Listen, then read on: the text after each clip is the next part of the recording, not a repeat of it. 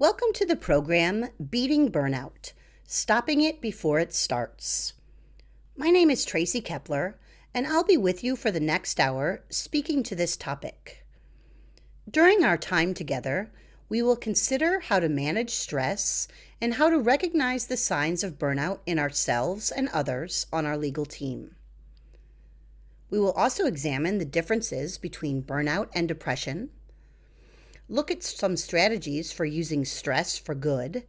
In other words, to regain focus, to advise clients, and anticipate future challenges. We will also consider some maladaptive strategies for coping with stress and how that impacts upon our duties of competence, diligence, and communication with clients.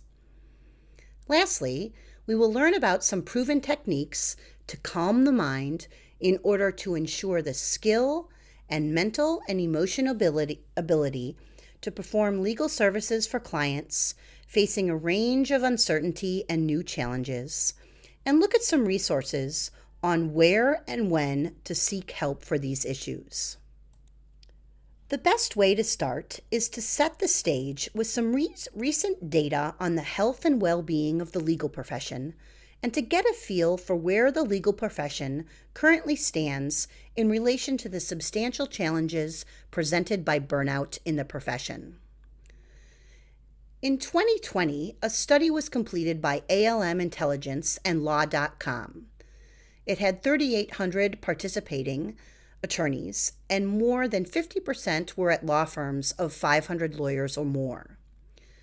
An overwhelming majority of legal professionals, or 74%, felt that the profession has had a negative impact on their mental health and that their work environment contributed negatively to their well-being. 44% said that they used alcohol to deal with stress. 64% said that they suffered from anxiety, with 31% feeling they were depressed. 18% admitted to contemplating suicide during their career, which is 2 times higher than the general population.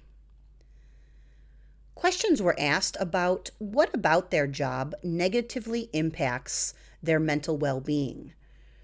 Answers ranged from a feeling of always having to be on, not being able to disconnect from work, billable hour pressures, lack of sleep, and client demands. Only 36% said they use all of their vacation time, and even when they do take vacation, they cannot disconnect or feel that there is an expectation that they respond to emails and calls or face negative repercussions. 35% said that they don't feel safe at work discussing their mental health, and 62% knew a colleague who was depressed, and 50% knew a colleague with an alcohol problem. The study also talked about feelings around taking leave. 65% felt that they could not take an extended leave from employment to tend to mental health issues.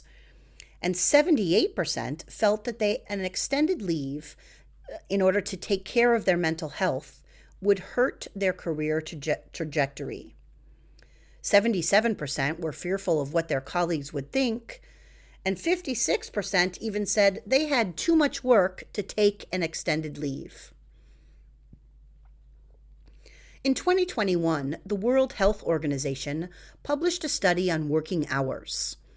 The results and implications on the legal profession and the kinds of hours they were working was startling. The study concluded that working 55 or more hours per week is associated with an approximately 35% higher risk of stroke and a 17% higher risk of dying from ischemic heart disease compared to working a 35 to 40-hour work week.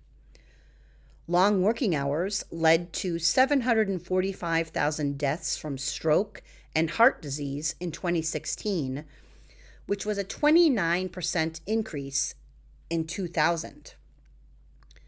Working long hours is responsible for about 1/3 of the total estimated work-related burden of disease. It is the risk factor with the largest occupational disease burden. and it's not getting any better. The number of people working long hours is increasing and currently stands at 9% generally. I would love to know the percentage for the legal profession.